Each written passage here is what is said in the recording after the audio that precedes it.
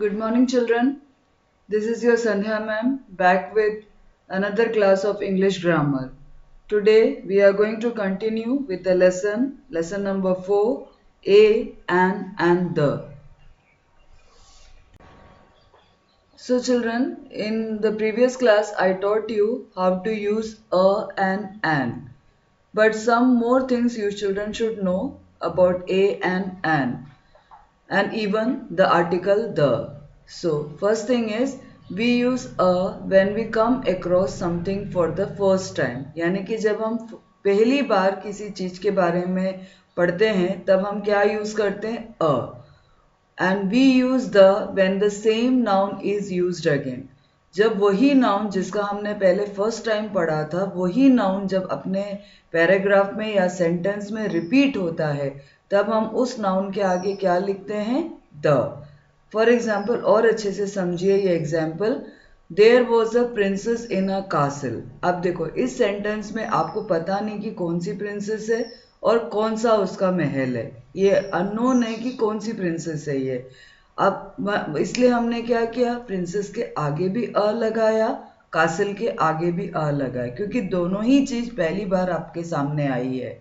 अब वहीं दूसरे सेंटेंस में देखिए क्या लिखा है, the princess loved the castle.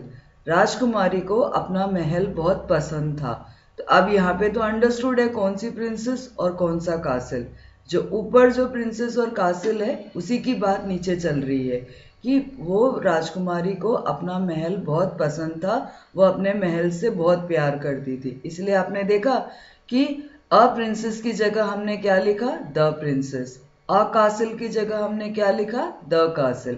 क्योंकि ये पर्टिकुलर एक प्रिंसेस के बारे में बात हो रही है और एक पर्टिकुलर कासल के बारे में बात हो रही है, इसलिए हमने द का यूसेज किया है. ठीक है. Now let us learn about the two uses of the article the. Okay, the first one is we use the before a noun when we describe something that is only one of its type. मतलब जब हम किसी एक प्रकार की चीज की बात करते हैं जो कि उसके जैसा एक ही है, दूसरा नहीं है, तो ऐसी चीजों के सामने भी हम द का यूज करते हैं. जैसे for example the sky, the sun, the moon. ये सब आपने देखा पूरी दुनिया में एक ही है, इसके जैसा कोई दूसरा चीज नहीं है, वो अपने आप में एक ही है. इसीलिए ऐसी चीजों के आगे भी हम द का यूसेज करते हैं. एंड सेकेंड है we use the to describe the people of a country. जब हम किसी देश के लोगों के बारे में बोलते हैं या कहते हैं या संबोधित करते हैं तब हम क्या करते हैं, उसके आगे द लगाते हैं. फॉर एग्जाम्पल हम भारतीय हैं, वी आर इंडियंस, तो जब भी हम बोलते हैं इंडियंस तो क्या आता है, आगे हम द यूज करते हैं. In the same way the Americans, America में रहने वाले लोगों के लिए हम क्या कहते हैं, the Americans, the Japanese, the Britishers. तो जब भी हम कभी भी किसी देश के वासियों की बात करते हैं, वहां के लोगों की बात करते हैं, तब हम आर्टिकल द का यूसेज करते हैं. ठीक है. So let us do one exercise to make the concept of a and the clear. Okay, so let's do the paragraph.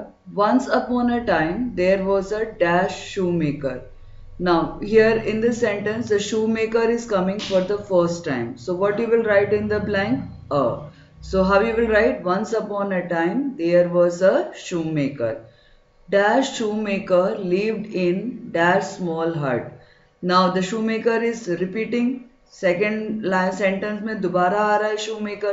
तो आप क्या करोगे, आपको पता है कौन सी shoemaker की बात हो रही है, तो what you will write over there, the shoemaker lived in a small hut. वो एक छोटे से हट में रहता था. Now he could make very pretty shoes. और वो अच्छे अच्छे खूबसूरत ब्यूटीफुल शूज बनाता था.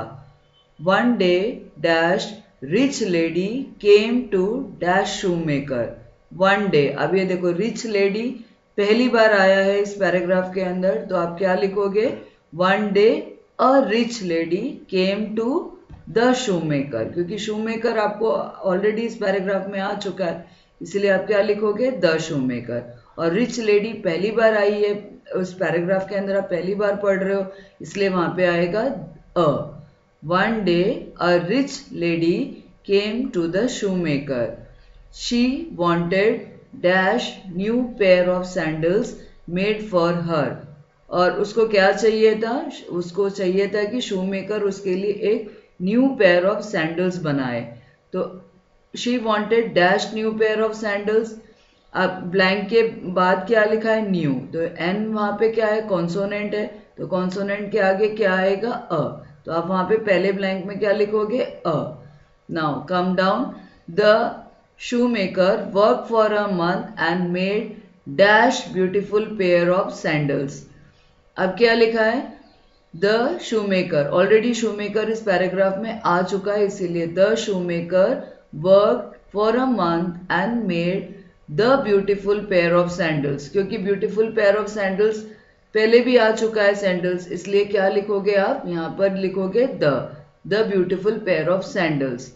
नाउ व्हेन डैश लेडी केम, अब कौन सी लेडी, वही रिच लेडी, अब दोबारा फिर से आ रहा है, व्हेन डैश लेडी केम, ये लेडी कौन है, वो रिच लेडी है। तो आप यहाँ पे क्या लिखोगे, द, क्योंकि आपको पहले से ही आपको इंट्रोडक्शन दे दिया है इस लेडी के बारे में, तो वही लेडी वापस दोबारा रिपीट हो रही है, तो यहाँ पे लिखोगे आप the. When the lady came she was not at all happy with dash sandals, कौन से सैंडल्स, वही सैंडल्स जो उसने बनाए थे, तो the sandals. Dash sandals were made of glass and dash lady had big feet. Now यहाँ पे आपका सैंडल्स भी आपको पता है कौन से सैंडल्स की बात हो रही है, यहाँ पे लेडी कौन सी लेडी की बात हो रही है ये भी आपको पता है, तो आप दोनों ब्लैंक में क्या लिखोगे, THE, द। ठीक है, then she knew what would happen if she wore dash sandals, dash sandals would break. अब ये दोनों बार यहाँ पे सैंडल्स आ रहा है, तो जब सैंडल्स आपको ऑलरेडी नोन है कौन से सैंडल है, तो हम क्या यूज करते हैं वहां पे, द। तो आपके दोनों ब्लैंक में क्या आएगा, द। ओके, इस तरीके से आपको पैराग्राफ अगर दिया जाएगा आपको, तो आपको सबसे पहले देखना है at the beginning, very first time कोई भी इंट्रोडक्शन हो रहा है किसी भी नाउन का, तो वहां पे आएगा अ। जब वही नाउन आपके पैराग्राफ में बार बार रिपीट हो, तो आप वहां पे क्या यूज करोगे, आर्टिकल द का यूसेज करोगे। ठीक है, so children, with this we have completed the lesson. I will be sending you the PDF also. Go through the PDF and complete your book, so that when we meet in our next class with a new lesson, your old things all will be complete. Okay, so till we meet next time, it's bye from your man.